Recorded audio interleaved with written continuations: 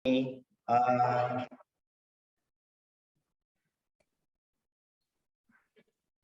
Oke, thank you Bu Winnie atas kesempatan yang berikan. Saya coba sharing ya.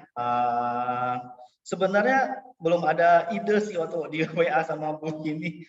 Cuman kemarin dadakan ada disuruh sharing. Gue juga bingung mau sharing apa. Akhirnya gue dapat ide dari Sida yang kasih bahas tentang itu aja, stoikisme. Kalau mau tahu itu apa, silakan di Google dulu. Tapi dari stoikisme itu saya ada lihat yang intinya itu kesederhanaan. Jadi bahagia itu, makanya saya ambil judul itu bahagia itu sederhana. Kenapa saya pakai ada mix-nya? Karena ini saya nggak murni pendapat saya sendiri, karena saya ambil dari comotan-comotan dari video di YouTube yang motivator-motivator juga lah. Jadi dia yang membicarakan tentang bahagia itu sederhana. Oke, langsung saya mulai. Jadi mulai yang pertama itu bahagia itu apa? Saya share yang pertama ini videonya.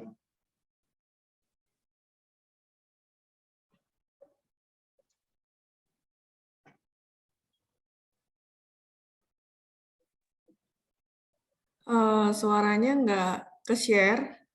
Mungkin diklik di atas, Pak. Jadi ada tulisan share computer sound di Zoom.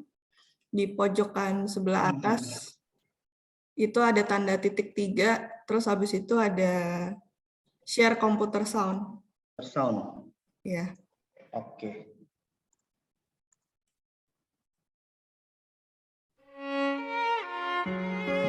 Udah ada suaranya? Ya.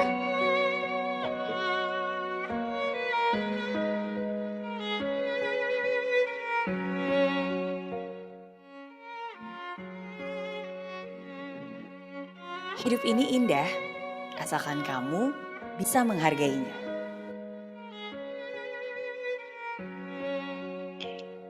Semua orang pasti ingin bahagia. Semua orang mencari berbagai cara untuk bisa bahagia. Sebenarnya, apa bahagia itu? Dan bagaimana cara mendapatkannya? Jawabannya sederhana. Bersyukur akan apa yang kamu punya, dan berterima kasih atas segala anugerahnya. Bersyukur. Sesuatu yang mudah, tapi kadang kita lupa. Mungkin kamu tidak sadar, ketika kamu mengeluh dan bersikap negatif terhadap hidup, tidak peduli dimanapun kamu berada, tidak peduli di mana kamu tinggal, tidak peduli apa pekerjaanmu dan berapa uang yang kamu punya, kamu tidak akan pernah merasa bahagia. Karena kamu akan selalu menginginkan lebih. Kamu akan selalu merasa tidak puas. Kamu akan selalu merasa ingin menjadi orang lain. Menginginkan kehidupan orang lain. Sadarlah bahwa membandingkan itu tidak akan pernah ada habisnya. Selalu akan ada yang lebih baik, lebih keren, lebih pintar, lebih hebat, lebih kaya, lebih terkenal, dan lebih beruntung dari kamu. Mengeluh akan membuat hidup kamu tertekan. Sedangkan bersyukur akan membawa kamu pada kebahagiaan. Hidup yang baik berawal dari pikiran yang baik. Hidup yang penuh berkat berawal dari pikiran yang penuh berkat. Kadang kamu harus berhenti sejenak dan mengingat kembali betapa indah dan beruntungnya kamu. Coba saja. Tarik nafas yang dalam dan hembuskan nafasmu. Begitu mudahnya kamu menarik nafas dan menghembuskan nafas itu. Kamu harusnya bersyukur karena tidak semua orang seberuntung kamu. Banyak dari mereka yang pada saat ini susah payah menarik nafas dari sebuah tabung oksigen. Ketika kamu membuka mata dan masih bisa melihat dengan sempurna, kamu harusnya bersyukur. Tidak semua orang bisa seperti kamu. Banyak dari mereka dari sejak lahir tidak pernah melihat indahnya dunia. Ketika kamu mengeluh tentang rasa dari makananmu, ingatlah banyak orang di sekitarmu yang tidak punya apapun untuk dimakan. Ketika kamu mengeluh karena merasa terbebani dengan tugas-tugasmu, ingatlah, banyak pengangguran di luar sana yang sangat berharap punya pekerjaan seperti kamu. Sesulit apapun situasi kamu pada saat ini, seberat apapun cobaan itu, sadarlah, selama kamu masih hidup, itu artinya Tuhan masih sayang banget sama kamu. Berterima kasihlah, karena tidak semua orang diberi kesempatan itu. Ingat, setiap hari memang tidak selalu baik, tapi pasti ada kebaikan dalam setiap harinya. Ketika kamu dihadapkan dengan kesulitan, bersyukurlah, karena disitulah kamu akan bertumbuh. Ketika kamu merasa tidak mampu, bersyukurlah, karena itu akan memacumu untuk lebih maju. Ketika kamu bertemu dengan masalah, bersyukurlah, karena itu yang akan membuatmu lebih dewasa. Ketika kamu berbuat kesalahan, bersyukurlah, karena itu akan memberikanmu pelajaran berharga. Bahkan ketika kamu gagal pun, bersyukurlah, karena itulah cara Tuhan mengajari kamu arti kesungguhan. Jangan menunggu bahagia dulu baru bersyukur, tapi bersyukurlah, maka kamu akan bahagia. Hidup itu indah, asalkan kamu bisa menghargainya.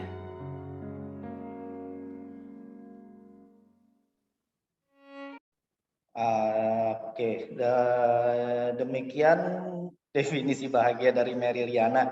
Sekarang jadi pertanyaan, bahagia itu sederhana. Apakah bahagia itu harus dengan sederhana? Sederhana itu apa gitu? Nah, saya googling, saya cari sederhana itu, sederhana dalam hidup itu, ada video yang saya share berikutnya, yaitu tentang hidup sederhana. Apakah ini terdengar membosankan atau sangat menarik bagi Anda? Banyak filsuf yang berpendapat hidup sederhana lebih terasa penuh dan berarti dibandingkan hidup dalam kemewahan. Dengan mengkonsumsi lebih sedikit, kita jadi hemat uang, energi, dan waktu. Sesuatu yang sangat berharga dalam hidup. Psikolog Amy Morin menghabiskan 2 tahun hidupnya tinggal di perahu layar. Latihan ini menuntutnya untuk memikirkan apa yang sebetulnya ia butuhkan untuk bahagia dalam hidup. Menurut Morin, dalam hidup kita butuh ruang, baik itu ruang fisik, ruang mental, maupun di kalender. Ia menyadari punya sedikit barang, berarti lebih sedikit yang harus diurus. Sehingga lebih banyak waktu untuk hal-hal yang penting dalam hidup. Lebih banyak waktu untuk orang yang dia cintai, hal yang ia hargai, dan peluang yang ingin ia ambil. Pengalaman Morin tentu bisa menjadi inspirasi untuk Anda. Karena dengan menyederhanakan hidup, Anda selain jadi punya lebih banyak waktu, juga punya lebih banyak ruang dan energi. Semakin banyak ruang yang Anda punya, semakin bebas Anda menikmati hal-hal dalam hidup Anda. Berikut tips menyederhanakan hidup ala psikolog Amy Morin. 1. Rapikan rumah Anda. Lingkungan Anda mempengaruhi perasaan Anda secara fisik dan psikologis. Ruang yang bersih dan teratur berpengaruh positif pada kondisi mental Anda, memudahkan Anda untuk merasa lebih energik dan produktif. Anda juga bisa coba menyumbangkan barang yang tidak Anda butuhkan. Ringan rasanya ketika punya sedikit barang yang harus diurus. 2. Singkirkan kebiasaan mental yang buruk. Contoh kebiasaan mental buruk, memikirkan masa lalu, menyesali terus-menerus. Nah, bersihkan kekacauan mental dan tidak perlu melibatkan diri dalam obrolan yang tidak perlu. Ganti dengan kebiasaan berpikir yang lebih sehat seperti rasa syukur, welas asih, dan self-talk atau diskusi dengan diri sendiri secara realistis. 3. Singkirkan orang-orang beracun dalam hidup Anda. Menetapkan batasan yang sehat itu penting. Belajar untuk mengatakan tidak dengan ramah namun asertif. Pilih-pilih orang di sekitar Anda. Jaga hubungan dengan mereka yang membuat Anda maju dan selamat tinggal kepada mereka yang membuat Anda mundur. Ini memberi ruang bagi mereka yang benar-benar berarti dalam hidup Anda. 4. Atur uang Anda dengan bijak. Buat anggaran dan tetapkan tujuan pengeluaran yang jelas. Anda jadi nggak mudah terjebak perilaku belanja impulsif yang ujungnya hanya memenuhi rumah dengan barang yang sebetulnya tidak Anda perlukan. 5. Ambil kendali atas waktu Anda. Karena waktu adalah sumber daya yang berharga. Tanpa sadar, waktu kita sering habis dengan hal yang tidak penting. Friedrich Nietzsche mengatakan, manusia masuk 2 kategori, budak atau manusia bebas. Siapapun yang tidak punya 2/3 harinya untuk dirinya sendiri adalah budak. Siapapun ia, apakah itu negarawan, pelaku bisnis, atau sarjana. Bagaimana kita menjalankan hidup itu memang pilihan masing-masing. Tapi apa kata Nietzsche ini ada benarnya? Ingatkan diri, belum tentu ada esok hari. Ini bisa membantu kita untuk lebih disiplin menjadwalkan waktu untuk hal-hal yang penting dan menikmati momen hidup. Bermain dengan anak, ngobrol dengan pasangan atau teman, atau menikmati matahari terbenam.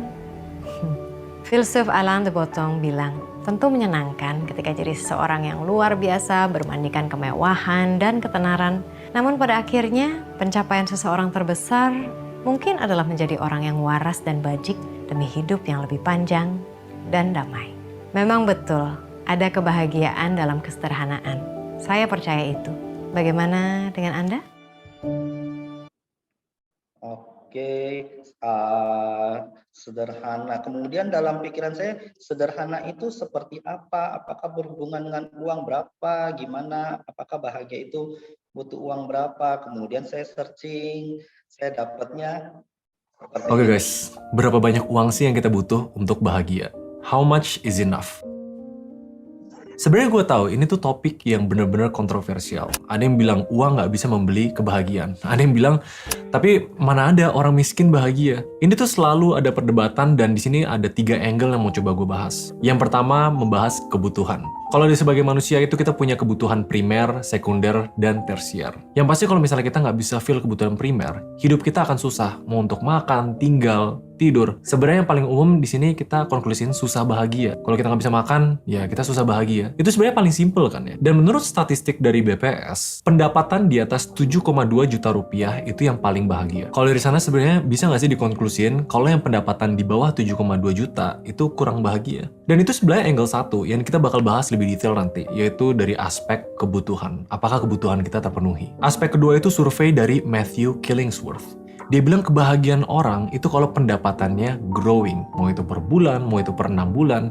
Karena dia ngerasa sebagai manusia itu kita butuh sense of progress. Atau kita merasa kita one step further untuk merasa bahagia. Tapi dia bilang ada titik jenuhnya. Sampai di tahap penghasilan 1,1 miliar per bulan, udah di atas itu kita nggak bakal tambah bahagia. Nah, apakah angka itu pasti? Apakah aspek growingnya yang bikin kita bahagia? Nanti kita bakal bahas aspek itu juga. Tapi yang ketiga, yang biasanya orang paling banyak ngomong adalah gue bahagia kalau gue bisa ngelakuin yang gue mau tanpa mikirin uang. Nah, ini adalah aspek life control. Seberapa kita punya kontrol terhadap hidup kita, apa yang kita mau, apa yang kita inginkan, di mana uang itu bukan masalah. Oke, tapi sebenarnya lebih enak kalau kita bahas secara statistik, yaitu aspek pertama. Berapa banyak itu cukup untuk memenuhi kebutuhan? Menurut gue di dunia yang lagi berubah kayak gini, kita harus klasifikasi kebutuhan primer, sekunder, dan tersier.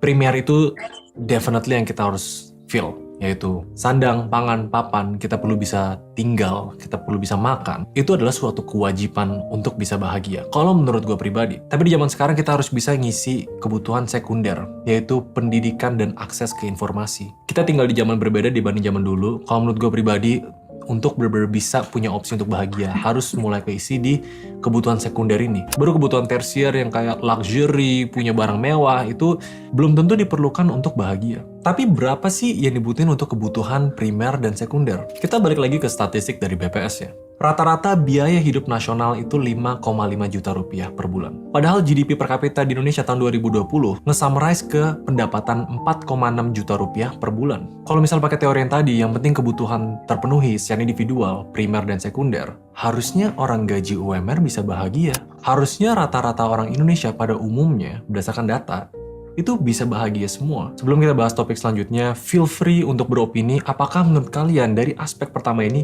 bisa kita konklusi, selama orang terpenuhi kebutuhan primer dan sekunder, orang bisa bahagia. Tapi makanya kita bahas aspek kedua, yaitu aspek growing. Apakah benar kita sebagai manusia, walaupun kita punya puluhan juta per bulan, tapi konstan nggak berubah selama 5 tahun, kita bakal sengsara.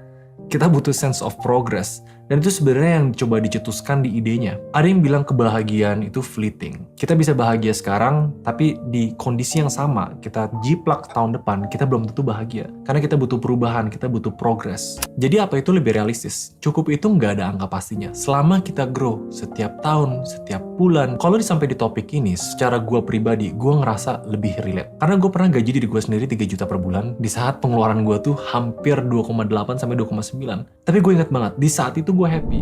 Karena gue dari sebelumnya freelance, sampai akhirnya gue membangun bisnis. Walaupun income gue lebih kecil, gue ngerasa ada sense of progress. Akhirnya gue ngerasa happy. Apakah itu lebih make sense untuk menilai berapa banyak itu cukup untuk happy? Jadi jawabannya nggak ada yang cukup. Yang penting kita harus growing terus. Tapi sebenarnya itu masuk ke aspek ketiga yang mungkin paling kontroversial. Gua happy kalau gue bisa ngelakuin apapun di dalam hidup tanpa mikirin uang. Konsep life control ini bener-bener terlalu variabelnya banyak dan nggak bisa disamakan dengan orang A ke orang B. Karena apa yang orang mau di dalam hidup itu completely berbeda dan bercampur dengan nilai emosional masing-masing. Gua mau hidup untuk bisa berdampak ke orang lain. Tapi ada orang, gua mau punya kapal 100 biji. Gua mau punya Lamborghini 100 biji. Menurut gua, aspek yang ketiga paling mendeskripsikan bagaimana variatifnya cukup buat seseorang. Dan bagaimana bahagia itu plays a role di berapa banyak income yang kita punya. Life control, artinya kita yang nentuin berapa banyak yang kita rasa kita cukup. Sebenarnya yang paling make sense, kebahagiaan itu berasal dari diri sendiri. Kita yang decide berapa banyak itu cukup. Di sini memang benar, berarti emosional manusia play a big role. Mulai dari greed, keserakahan, envy, yaitu jealousy kita terhadap kepemilikan orang lain. Itu yang akhirnya bikin angka tertentu, mau 100 miliar pun bisa nggak cukup. Cuma makanya sekarang video ini sebelum kita terlalu amburadul, kita summarize dari yang practical ke emosional. Pada akhirnya, menurut gua untuk bahagia, pertama, kapasitas untuk bahagia.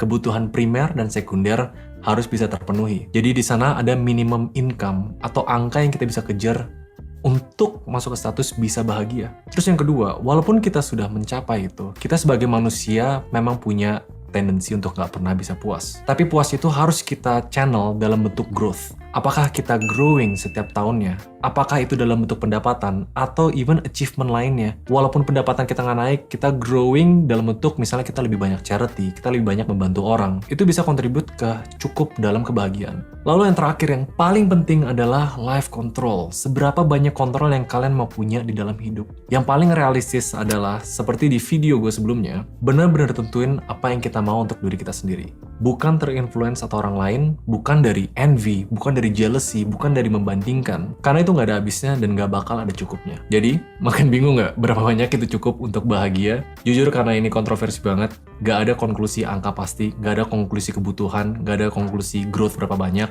Tapi dari kebanyakan video gue, hopefully ini memberi perspektif untuk kalian yang mencari kebahagiaan yang mungkin angle-nya dari segi pendapatan atau finansial. Oke, ini dari berapa uang yang kita butuhkan untuk bahagia. Habis itu ada satu video lagi yang terakhir. Semoga kalian nggak bosan dengerinnya.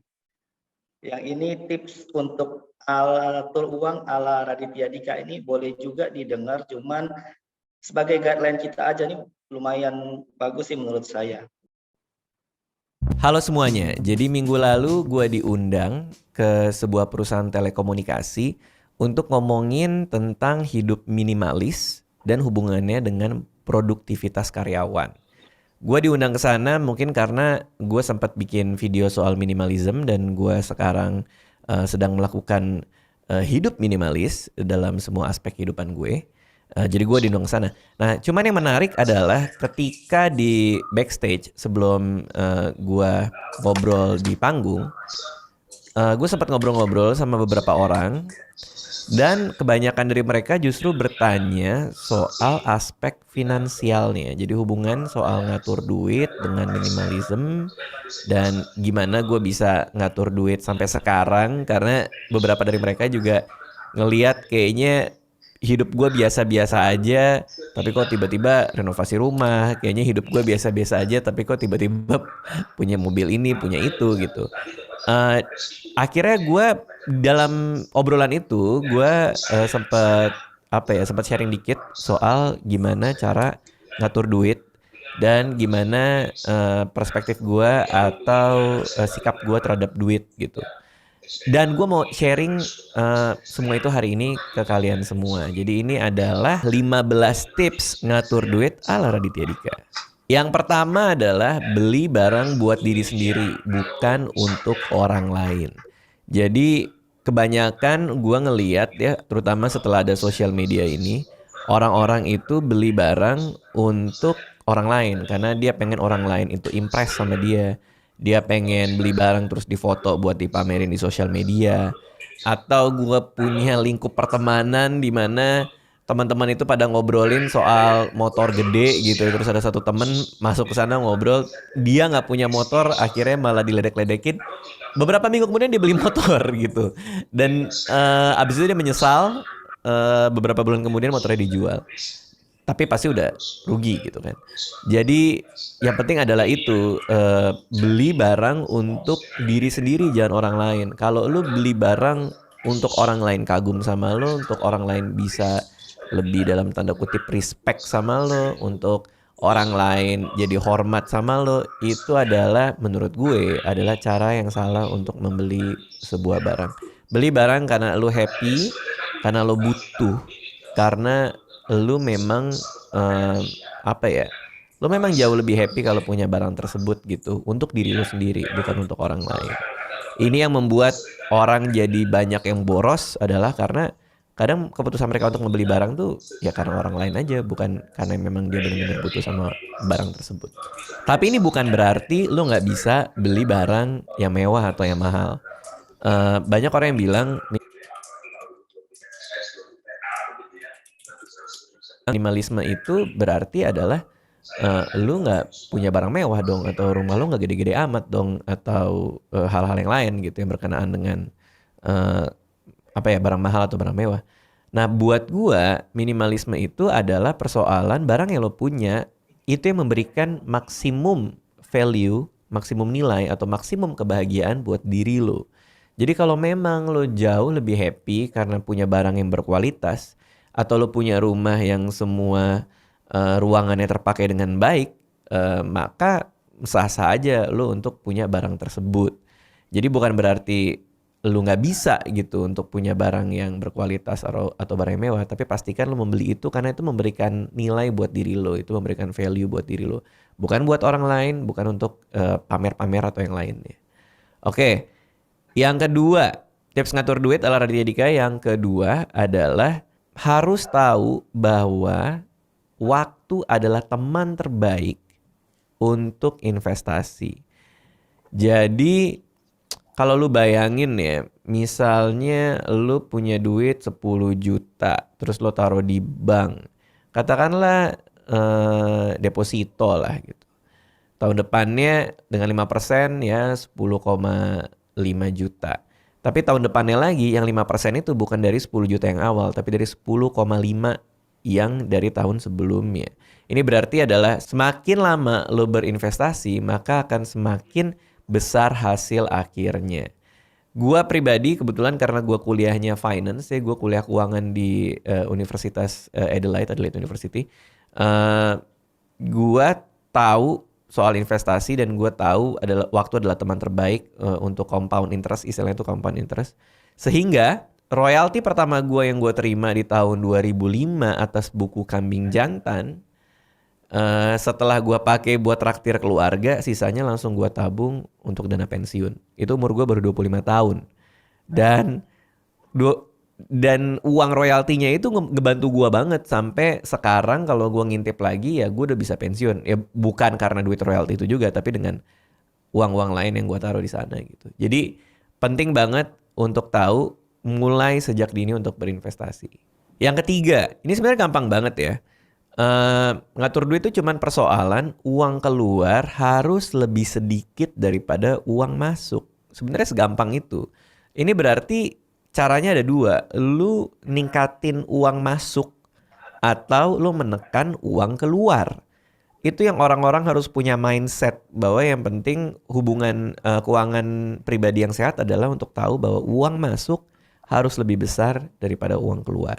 Ini yang keempat, dan ini bukan tips yang menurut gue bisa dilakukan oleh semua orang karena keterbatasan mungkin ya, cuman gue cukup punya kemewahan untuk bisa melakukan ini. Tips yang keempat adalah sesuai dengan prinsip pribadi gue, yaitu gue gak mau ngutang dan gue gak mau dihutangin.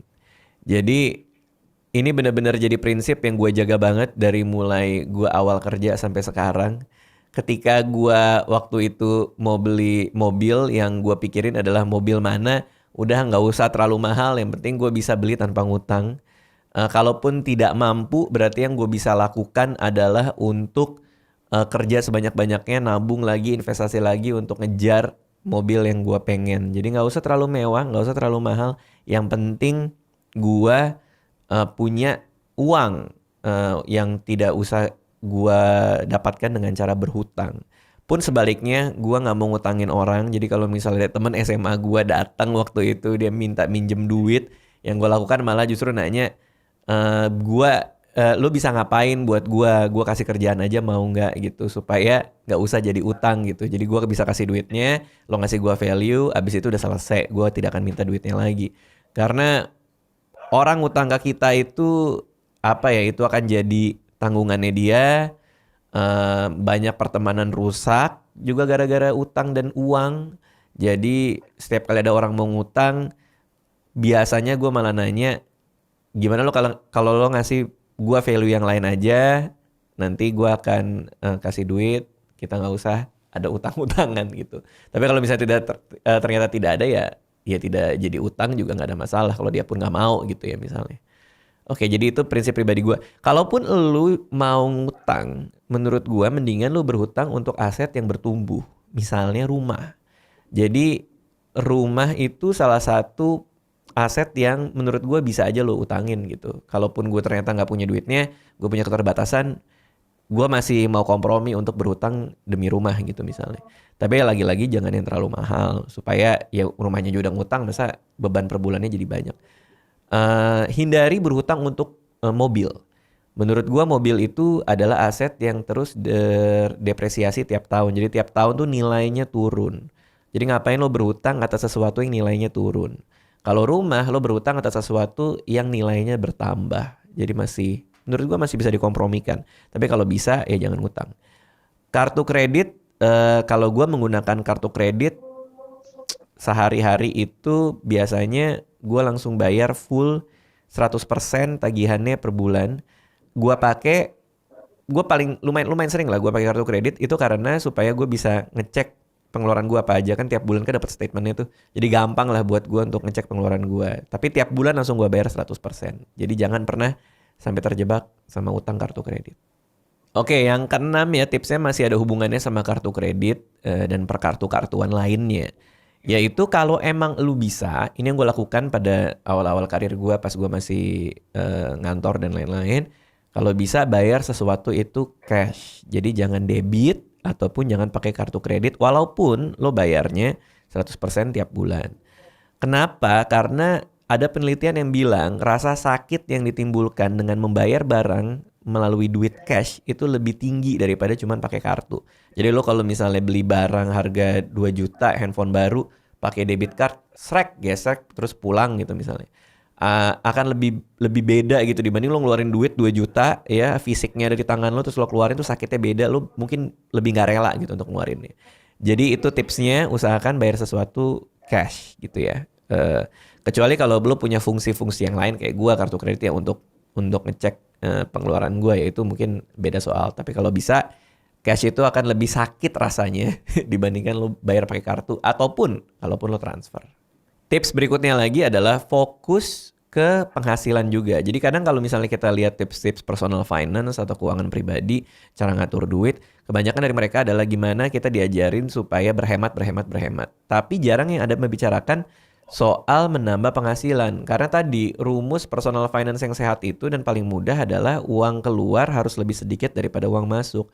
Lo udah bisa ngecilin uang keluar ya, sekarang gimana caranya ninggiin uang masuknya. Nah ini perlu kita pahami bahwa gaji itu tidak sama dengan penghasilan. Karena banyak banget orang yang gue lihat kalau ngobrol soal personal finance ke gue itu suka nanya gimana cara naikin gaji. Bukan gimana cara naikin penghasilan. Naikin gaji itu bisa selaras dengan naikin penghasilan juga gitu. Tapi penghasilan itu tidak melulu komponennya gaji. Lo bisa yang lain-lain. Lo bisa bisnis kecil-kecilan. Lo bisa buka online shop. Lo bisa jadi tutor atau lo ngajarin orang. Lo bisa bikin ebook dan lo jual tergantung bidang lo apa. Lo bisa bikin YouTube yang sesuai dengan profesi lo. Terus dapat uang, dapat iklan dari situ gitu. Jadi fokus gimana cara menambah penghasilan lo. Menambah penghasilan itu paling gampang adalah dengan membuka revenue stream yang berbeda berdasarkan keahlian yang lo punya. Jadi coba telah lagi keahlian lo apa, ada nggak bisa dijual dari situ. Tips yang ketujuh, pelajari instrumen-instrumen investasi dan hubungannya dengan tujuan finansial. Ya, misalnya gini, kalau misalnya tujuan finansialnya adalah dalam setahun lo mau beli handphone baru harga 7 juta, terus lo mau invest. Investasilah di instrumen yang resikonya tidak terlalu tinggi. Returnnya mungkin nggak terlalu tinggi juga, tapi karena lo mengeluarinnya dalam setahun ya ambil aja itu, misalnya deposito gitu. Kalau misalnya buat pensiun kayak gue dari umur 25 tahun sampai sekarang gue udah 34, semua gue taruh di instrumen saham. Kenapa? Karena saham volatilitasnya ya naik turunnya itu sangat kencang kalau jaraknya itu pendek. Tapi kalau misalnya kita bicara tahunan di atas 5 tahun sampai 10 tahun, volatilitasnya itu kalau secara grafis dia seharusnya akan tidak terlalu berasa gitu. Karena gue beli di poin ini, gue jual di poin belakang, pasti grafiknya akan naik gitu. Ya nggak pasti lah, biasanya lah. Diversifikasi juga penting, mix and match banyak saham. Gue mix and match banyak saham supaya itu merepresentasikan IHSG-nya, indeks harga saham gabungan gitu. Gimana caranya gue mix and match saham yang gue punya supaya IHSG naik, secara rata-rata mereka naik, IHSG turun, secara rata-rata mereka turun. Idealnya adalah mereka mengalahkan indeks. Tapi kalau misalnya pun nggak bisa, ya gue pun nggak ada masalah. Yang penting komposisi saham yang gue punya dalam portfolio gue itu kira-kira sama. Kalau kalian nggak ngerti semua dengan apa yang gue omongin, Google aja. Banyak ya soal investasi saham. Dan kalau mau paling mudah ya reksadana pasti. Tips yang ke-8, ini lucu banget nih. Jadi dulu gue pernah jadi guru ekskul menulis di sebuah SMA di Serpong.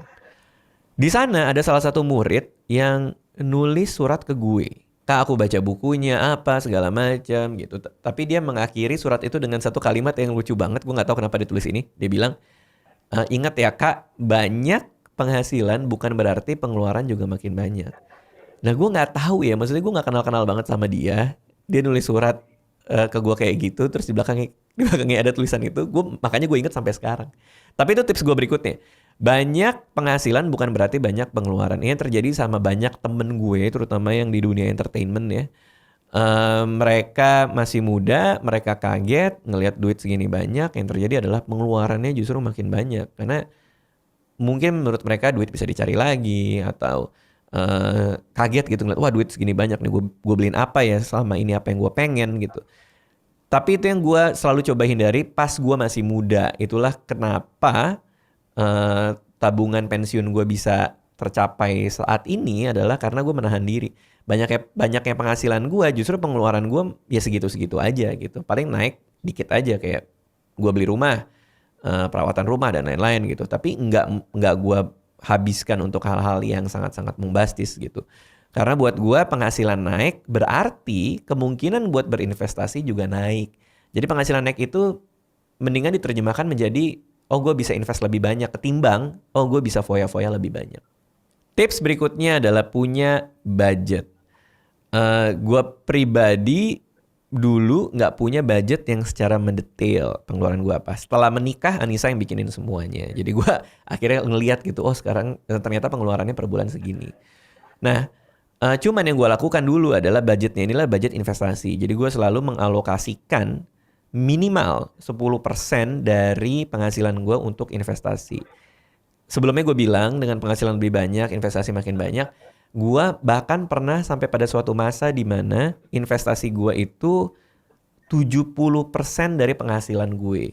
Jadi penghasilan gue sekian, 70%-nya udah gue invest aja untuk macam-macam, untuk pendidikan anak, untuk waktu itu bahkan belum punya teman beranak ya, belum ketemu Anissa dan lain-lain.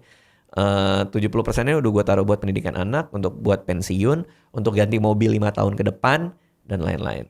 Jadi punya budget itu penting, tapi lebih penting lagi untuk dari penghasilan lo mau alokasikan berapa untuk investasi. Kalau gua waktu itu bisa sampai 70%, senormalnya 10-20. Tips berikutnya, keluarkan uang untuk membeli pengalaman bukan untuk membeli barang.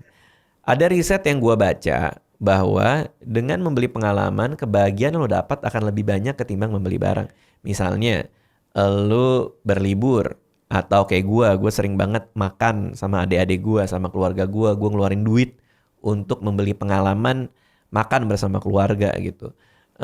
Itu akan jauh lebih membahagiakan lo dibandingkan lo membeli sebuah barang. Kenapa? Karena pada awalnya gue juga pas gue baca riset itu gue ngerasa kayak masa sih bukannya gue punya barang gue bisa pajang. Kalau pengalaman, kalau liburan tuh ya sekali lewat udah selesai gitu. Tapi ternyata emang kebahagiaan itu lebih membekas kalau lo membeli pengalaman gitu ketimbang beli barang. Itu yang gue rasain sendiri juga gitu. Ternyata kalau misalnya gue berlibur atau misalnya gue ya makan bareng sama keluarga dan lain-lain, happiness-nya tuh beda gitu ketimbang gue beli barang buat diri gue sendiri. Tips berikutnya ya, beli barang, pikirkan cost per use-nya. Jadi biaya yang lo keluarkan tiap kali memakai barang itu. Kalau misalnya lo beli ikat pinggang harganya 1 juta, tapi bisa dipakainya itu cuman 1 tahun, habis itu dia langsung rusak, maka lebih baik beli barang ikat pinggang yang berkualitas sekalian, yang mewah sekalian, harganya 10 juta, tapi bisa lo pakai 15 tahun.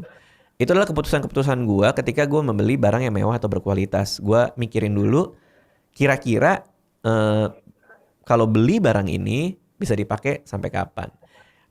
Jam ya, kan gue jual semua koleksi jam gue, kecuali tinggal ini ya. Jam ini mahal, cuman gue bisa pakai seumur hidup. Jadi gue bisa pakai jam gue ini sampai gue meninggal, dan bahkan bisa gue wariskan ke anak gue karena gue tahu dia seberkualitas itu sehingga dia tahan lama sampai segitunya. Paling gue servis selama 10 tahun sekali, habis itu dia bisa tampak seperti baru lagi. Jadi makanya jam ini bisa gue wariskan atau gue bisa sampai pakai, atau gue bisa pakai sampai mati gitu ya. Gue belum ngitung sih dari harga jamnya dipakai per hari sampai mati berapa ya. Cuman yang jelas pasti akan jauh lebih lebih menenangkan diri gue untuk berinvestasi pada barang seperti ini. Tips berikutnya adalah usahakan kalau belanja itu sendirian. Kenapa? Karena kalau sama temen, kadang-kadang temen tuh suka ngasut tuh. Kayaknya kerenan ini deh, ini lebih bagus di lo deh. Atau lo lagi nyari baju di rak mana, tiba-tiba di rak selanjutnya terus dia bilang, ada baju yang cocok buat lo nih, coba gitu misalnya. Jadi kadang-kadang kalau punya temen, walaupun niatnya juga baik gitu ya, itu ngebuat kita jadi mengeluarkan duit lebih banyak gitu, padahal mungkin kita nggak butuh itu. Tips berikutnya, ini penting ya, bayar pajak dan donasi. Jadi kalau lo punya uang banyak, lo juga harus bayar pajak yang banyak karena ini kewajiban lo sebagai warga negara. Gue punya banyak banget teman, artis, selebgram, YouTuber yang ternyata pajaknya nggak beres dan akhirnya mereka harus bayar denda. Bahkan ada satu temen gue yang gue bilang kan kemarin tuh pas bulan ngisi SPT gue nanya pajak lo udah beres belum? Dia bilang aku nggak mau bang bayar pajak, aku diem-diem aja karena prinsipku adalah nanti duit pajak dikorup apa segala macam. Buat gue itu hal yang sangat salah ya, karena kewajiban kita adalah bayar pajak, kita awasi penggunaannya. Bukan berarti kalau ada berita soal duit dikorup kita jadi nggak ngasih gitu, tapi kita harus sebagai warga negara, duit itu akan dipakai untuk bangun tol, untuk jaminan kesehatan dan lain-lain. Jadi jangan sampai lu punya penghasilan yang semakin besar tapi malah nggak bayar pajak, nanti malah kena denda, dan itu juga ya nggak pas aja sih buat gue sebagai warga negara. Lalu donasi. Soal donasi, gue ngerasa dengan memberikan duit ke orang yang lebih butuh itu kita akan dapat kebahagiaan yang lain. Kebetulan Anissa termasuk orang yang sering banget donasi ya. Kalau ada berita apa segala macam dia donasi gitu. Kadang gue juga ikutan. Dan memang kebahagiaannya beda gitu. Happiness levelnya tuh beda. Jadi usahakan juga kalau lo punya duit banyak, nambahlah donasi-donasi ke orang-orang, karena bukan cuman itu ya baik dan membantu orang tersebut, tapi lu bisa merasakan kebahagiaan yang lain gitu dengan memberikan duit lo. Ini kontradiksi yang menarik nih kalau menurut gue ya, karena bagi semua orang mungkin pikir mendingan duitnya gue pakai buat ini gitu. Tapi ternyata dengan berdonasi lo bisa dapat kebahagiaan yang lain ketimbang lo beli barang atau pengalaman. Tips selanjutnya, hubungan dengan uang adalah hubungan kebiasaan. Jadi semua ini harus lo biasakan. Kalau misalnya lo dari kecil biasa boros, memang agak susah untuk mengubah kebiasaannya ketika besar. Makanya perlu komitmen dan perlu fokus. Jangan lo stres dikit belanja, jangan apa dikit belanja gitu. Tapi gimana caranya lo bisa memaintain kebiasaan itu dengan hal lain. Lo stres dikit, I don't know, mungkin lo meditasi atau ngobrol sama temen gitu. Jadi gimana caranya kebiasaan-kebiasaan lo yang tidak sehat dengan uang itu bisa berubah menjadi lebih baik karena lo punya kebiasaan yang baru dan fokus ngejalanin itu. Tips yang terakhir, nah ini penting banget nih buat gue. Temukan pasangan yang perilakunya terhadap uang itu sehat. Jadi jangan sampai elunya udah sehat, elunya udah bagus personal finance-nya, tiba-tiba lu punya pacar atau lu nikah dengan uang yang sangat-sangat tidak sehat, jadinya berantem soal duit dan lain-lain. Gua sama istri gua sama Anissa udah mengkomunikasikan soal duit dari mulai zaman pacaran. Gua udah bilang sikap gua terhadap uang adalah seperti ini, investasi gua ke depan adalah kayak gini. Gue terbuka sama dia, gue kalau punya uang yang gue lakukan adalah seperti ini, dan dia juga terbuka sama gue, aku kalau ngeluarin duit untuk ini segala macam. Komunikasi yang sehat dengan pasangan, bahkan dari mulai pacaran, itu bisa jadi fondasi yang kuat ketika lo udah nikah. Karena keuangan rumah tangga itu pasti jadi sumber konflik yang lumayan besar buat banyak orang. Gue lihat bahkan ada studi yang bilang, hampir 80% pertengkaran di rumah tangga itu karena duit. Jadi selalu dikomunikasikan dari awal dengan baik, sama-sama punya sikap dan perspektif yang sama tentang uang. Kira-kira uang nih kalau kita punya mau diapain, investasinya ke depan ngapain, kalau tiba-tiba dapat duit segepok tuh mau diapain. Itu ya. Mudah-mudahan ngebantu. Itu adalah 15 tips ngatur duit ala gua, Raditya Dika. Dan demikian lama ya. Demikian sharingnya, knowledge sharing. Thank you for your time. Ini saya ambil semua dari YouTube. Oke, terima kasih Pak Chen untuk video-videonya. Jadi sore ini kita ber-YouTubean bareng-bareng. Oke, teman-teman ada yang mau nanya? Mungkin kita buka waktu ya sampai 3:45 ya. Kalau misalnya ada yang mau bertanya, silakan. Sore Bu Winnie. Silakan Mbak Yaya. Sore Cecen. Pakai nanya segala. Kan dari tadi lu cuma nampilin doang, boleh dong gua nanya. Jen, kan tema lu bahagia itu sederhana ya. Kalau bahagia bagi lu tuh apa sih? Maknanya apa bagi lu gitu? Sebagian besar sih sudah ada yang sesuai dengan yang video yang gua share ya.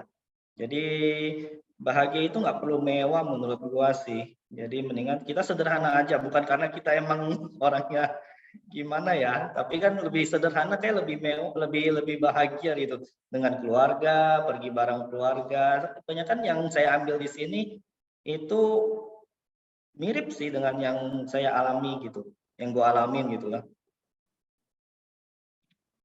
Makanya gua share ini boleh berguna buat kehidupan kita sih. Buat pandangan kita. Selain tadi misalnya kumpul sama keluarga, ada nggak contoh yang bener-bener itu bikin lu bahagia gitu? Jadi biar kita tuh tahu bahwa oh ya bahagianya versi Freddy begini loh gitu. Itu sebagian sudah gua share tadi di YouTube, boleh itu. Itu menurut itu kan gua. share-nya motivator, bukannya share-nya Freddy. Loh, sama, hampir sama kayak gitu-gitu. Kan beda-beda. Apa bedanya? Sebahagia menurut Yaya gimana? Ikan yang lagi presentasi lu. Ya kan beda-beda, menurut gua bahagia, tapi menurut lu nggak bahagia tuh.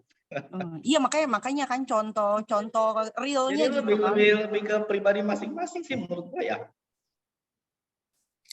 Jadi sama nih main di YouTube ya, sama di motivator sama nih. Iya. Oh ya udahlah, oke lah. Thank you. Kayaknya ada nada-nada ketidakpuasan dari Mbak Yaya. Jawaban bahagia ya. Mungkin gini kali, Pertanyaannya, kan itu Harus ditraktir banyak makan ya kali contoh. baru bahagia dia kayaknya. Gantian deh aku yang mungkin mengklarifikasi. Itu kan banyak banget ya contoh-contohnya. Kalau misalnya boleh pilih 1 atau 2 kondisi yang paling bikin bahagia, yang mana tuh? Gitu Mbak Yaya? Boleh nggak dijawab dari sekian banyak contoh itu? Kenapa Bu? Maaf Bu. Ya kan ada banyak banget kan tadi contoh-contohnya, kondisi bahagianya gitu. Mungkin buat Pak Chen sendiri yang paling bahagia kalau boleh sebutin 1 atau 2 gitu yang mana gitu. Nah, ya itu maksudnya gitu Bu. Oh, Yang paling gitu bahagia depannya gitu. menurut gue itu kumpul bersama keluarga dan teman-teman lah. Ngambang ya. Ngejawab Mbak Yaya? Nah, Enggak puas sih Bu lu mau sebenarnya. jawabannya apa? Oke. Enggak, udah cukup Bu. Ya udah, puas nggak puas harus Ya. terima ya jawabannya. Ada lagi teman-teman ada yang mau nanya? Masih ada waktu. Mbak Heni mungkin yang Yes. komentar tidak sabar tadi di chatting. Chen, Nah, apa kabar Chen? Gue mau nanya dong. Apa? Gini, kan ada istilah. Aku mau tahu dari versinya Chen ya. Ada pepatah uang bukan segalanya, tapi segalanya butuh uang. Bisa tolong dijelasin nggak Chen? Ini maksudnya seperti apa sih untuk menggambarkan kondisi seperti ini ketika kita punya masalah dalam keuangan? Iya, memang uang bukan segalanya, tapi segalanya butuh uang. Coba Chen gimana? Kan udah dijelasin tadi itu semua butuh uang, tapi kan itu yang disebutkan yang di video yang kedua saya tuh, yang ketiga ya, yang tentang kebutuhan. Bagaimana kita memanage kebutuhan kita. Segalanya memang butuh uang, tapi kan bisa kita manage gitu. Tapi uang bukan segalanya. Lalu bagaimana cara kita, ada tips and trick nggak menyikapi kondisi seperti ini? Pasti kan kita ada di mana masa-masa tadi itu ada share seperti yang ini. si tips atur uang ala si Radit. Itu boleh juga sih, itu bagus sih menurut gua. Yang mana tuh poinnya tuh? Gue lupa ingat, soalnya banyak banget videonya, Chen. Yang terakhir Mbak Hen yang ada Yang 15. terakhir yang ini. Nah, ini tips atur uangnya lumayan bagus sih. Iya, oke. Memang sesuai.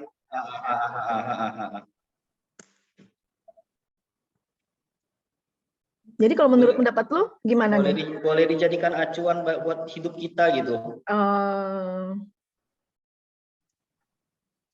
Oke. Terima kasih, Chen. Thank you. Mbak Heni kayaknya nggak puas juga nih Nggak jawabannya. puas. Enggak, kalau ini kan kalau Raditya Dika kan kadang gini, bagus, tapi kadang bertolak belakang dengan kondisi kita sebenarnya ya, Chen ya, gitu loh. Yang Kita, mana tuh? iya dong, pasti kan Yang mana? misalkan gini contoh, membeli mobil jangan kredit, gitu kan. Belinya kalau rumah boleh kredit. Ya hari gini beli mobil dengan tunai kan susah, kan ibaratnya seperti itu. Di situ Ada kenyataannya kan nggak bisa. Bukan beli mobil jangan kredit ya. Kita kalau beli barang itu jangan terlalu mewah gitu. Oh ini keluaran baru nih, mobil kita mau ganti langsung gitu kan. Jadi kalau mobil kita masih bisa dipakai, kita pakai aja dulu kan. Daripada harus kita jual yang lama, beli yang baru, ngutang lagi gitu. Itu yang gue nangkep sih dari yang dia ngomong itu. Gitu ya. Terus sama ini lifestyle kan, sementara kita sendiri gaya hidupnya adalah ketika ada produk baru, contohnya makanan, kita selalu mencoba. Gimana mau berhemat, Chen? Kenapa? Sorry. Setiap ada produk baru makanan, kita selalu coba. Bagaimana kita bisa berhemat? Kalau makanan enggak lah, beda makanan sama beli mobil lah, Hen. Beli mobil berapa ratus juta, beli makanan paling berapa ribu, goceng ceban. Ya. Oke, Chen, terima kasih ya. Thank you. Mungkin nambahin pertanyaan deh, kalau dari tipsnya Raditya Dika yang Pak Chen lakukan dari 15 itu, 15-15-nya dilakukan nggak? Enggak lah, kita pilih-pilih aja. Nggak semuanya kayak itu kan yang sebagai YouTuber dapat AdSense kan kita nggak bisa jadi YouTuber juga. yang paling banyak dilakukan oleh Pak Chan yang mana Pak tipsnya? Banyakan sih gue ambil nomor 1 sih. Nomor 1, nomor 3, nomor 2, nomor 4 kalau bisa. 1 sampai 4 ya. Itu 4, terus pakai budget, oke. Memberi pengalaman tuh bagus juga. Jadi kita bahagia itu dia kan bilang memberi pengalaman itu kumpul dengan teman, jalan-jalan dengan keluarga atau makan dengan keluarga. Jadi uang kita kepake buat traveling sama kita buat beli. Bisa kita nih travel ke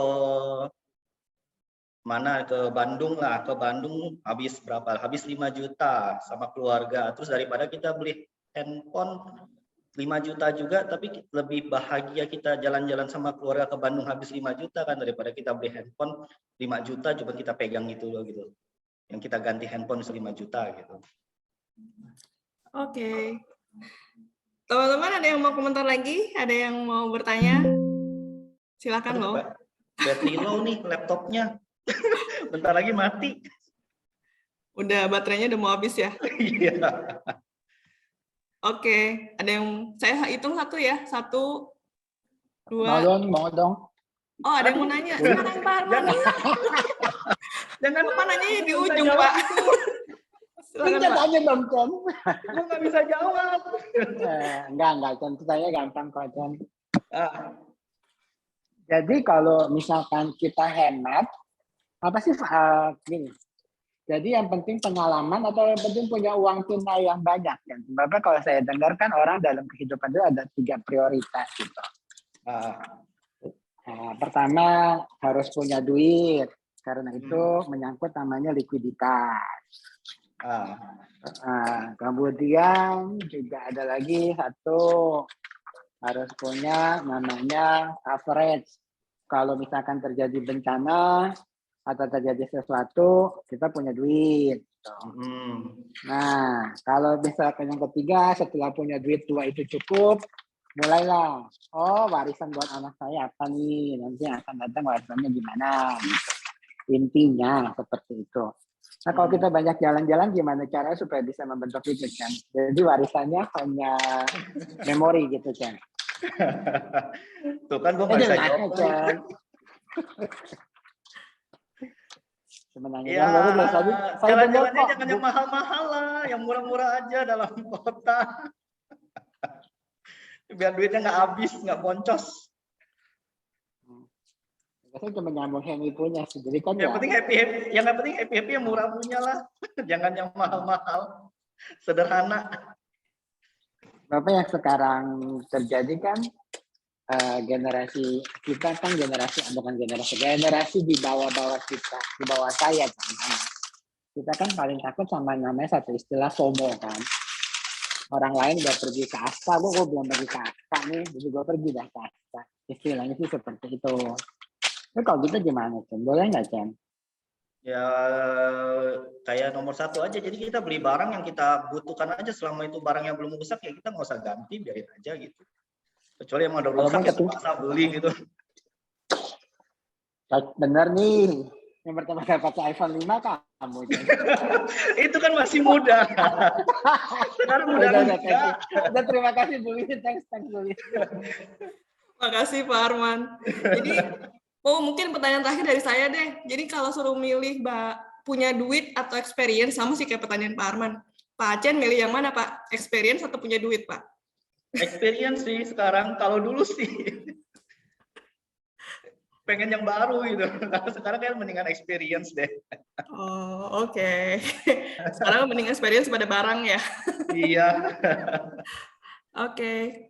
Baik, teman-teman, sayangnya sudah 3.50 ya. Jadi mau nggak mau ini karena tadi mulainya juga agak telat. Jadi sharing sore ini saya akhiri. Terima kasih untuk Pak Cen yang sudah sharing video-videonya dan juga cerita-ceritanya.